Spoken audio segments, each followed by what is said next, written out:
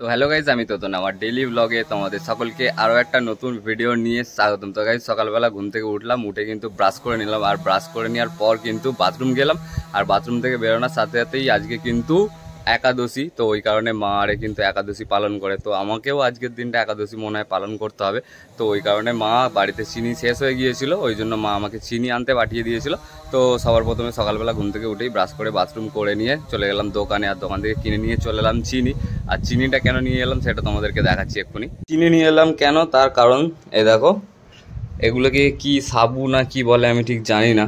তো এটা বানানোর জন্যই কিন্তু মা আমাকে চিনিটা আনতে পাঠিয়েছিল।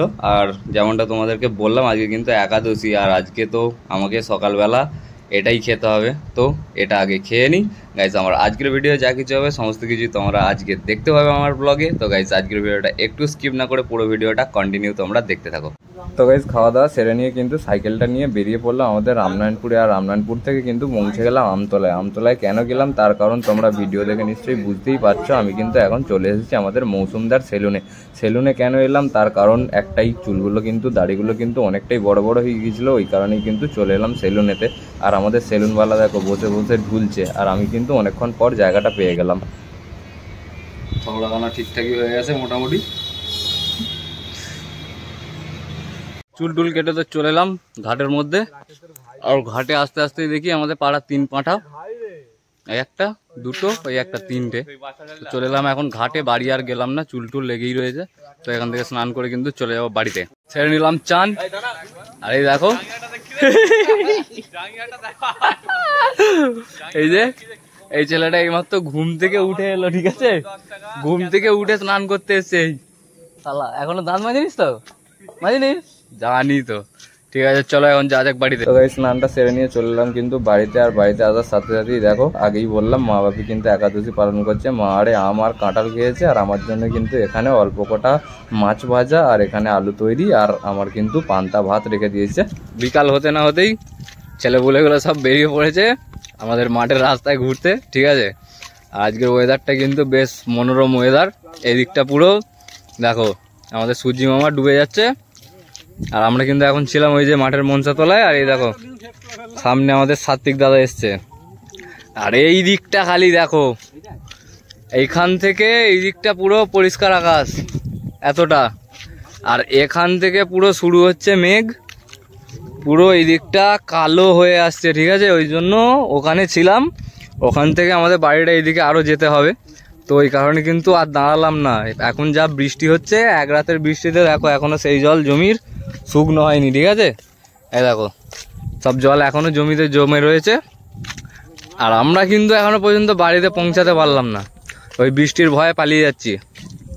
তো গাইস যেমনটা তোমাদেরকে দেখালাম, মেঘটা দেখো পেছন দিকটা পুরো, ফ্রন্ট ক্যামেরায় বলে বুঝতে পারছো না, আমি ব্যাক ক্যামেরা করে দেখাচ্ছি, পুরো অন্ধকার হয়ে আসছে। আমি আলোর মুখে দাঁড়িয়ে আছি, তাই আমি যদি এই দিকে মুখ করি দেখো পুরো এই দিকটা অন্ধকার হয়ে আসছে, ঠিক আছে। এই দেখো এখান থেকে শুরু, পুরো এই এলাকাটা পুরো এই দিকে আসছে আমাদের ঘরের দিকে, ঠিক আছে। মানে আমরা যে সোজা দাঁড়িয়ে আছি, আর হাওয়াটাও ঠিক এই সোজাই বইছে, ঠিক আছে। আর এক্ষুনি কিন্তু বৃষ্টিটা কিসব দিয়ে দিল, খয়নি ময়নি, ঠিক আছে। তোমাদেরকে আমি ব্যাক ক্যামেরায় দেখাচ্ছি, ঠিক আছে। দেখো মেঘটা কিন্তু এই দিক থেকে শুরু, আর এই দিক থেকে পুরো এই দিকটা অন্ধকার হয়ে আসছে। দেখো ফোনে বলে বুঝতে পারছো না, ফোনে ব্রাইট হয়ে যাচ্ছে, পুরো এই মেঘটা কালো হয়ে আসছে। একটু পরে যখন অন্ধকার হয়ে যাবে তখন তোমাদেরকে দেখাবো, তখন তোমরা ভালোভাবে বুঝতে পারবে। আর এখানে দেখো ছেলেগুলো বসে বসে, এখানে ছেলেটা বসে বসে শ্যাডো ফাইট খেলছে। এখানে পাপু ভাই তো আমাদের দুটো ঠ্যাং চিড়ে দিয়ে বসে রয়েছে। আর আমাদের বিরূপদা দেখো জুতো খুলে দিয়ে ধুলোর মধ্যে বসে আছে, জুতোটাই বসে নেই। আর আমাদের এই যে পিকুদা বলছে তারটা নিচে দিকে থাকিনি, তারটা নিচে শর্ট মারবে, এই ঠিকই বলেছে, তারের নিচে দিকে সরে যা। আর এই যে আমাদের জয় খামড়ুই এসছে, আর পিছনে আমাদের মহানন্দ খামুড়ি, ঠিক আছে। এই বোকাচোদা ফোনটা পড়ে যেত রে। আমাদের ঠিক আছে দেখো বিরাট ঝড় উঠে গেছে। আমরা খালি এখানে গাছের পেছনে আছি বলে বোঝা যাচ্ছে না, সামনে যাই তবে বুঝতে পারবে যে কিরকম ভাবে মেঘটা আসছে, ঠিক আছে। এই দেখো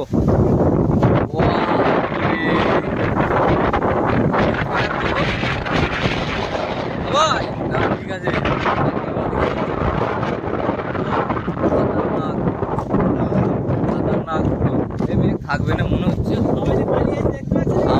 পালায় না, আবার পিছন দিক দিয়ে এসছে, দেখতে পাচ্ছিস কি ওই দিকটা, ওই সাদার নিচেটা।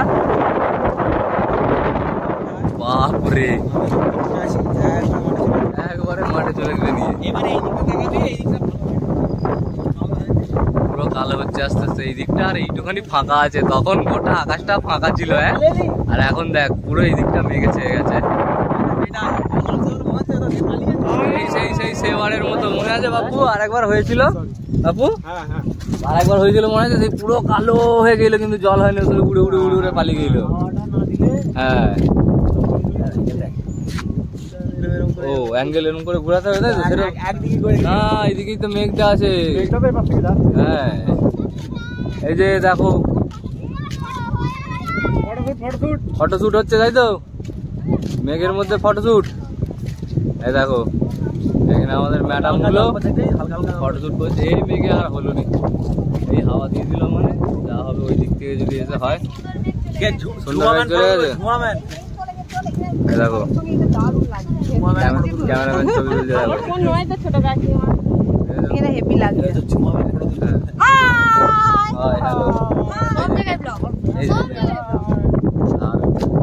অ্যান্টিক লেভেলের, কিন্তু বৃষ্টি হালকা হালকা হচ্ছে।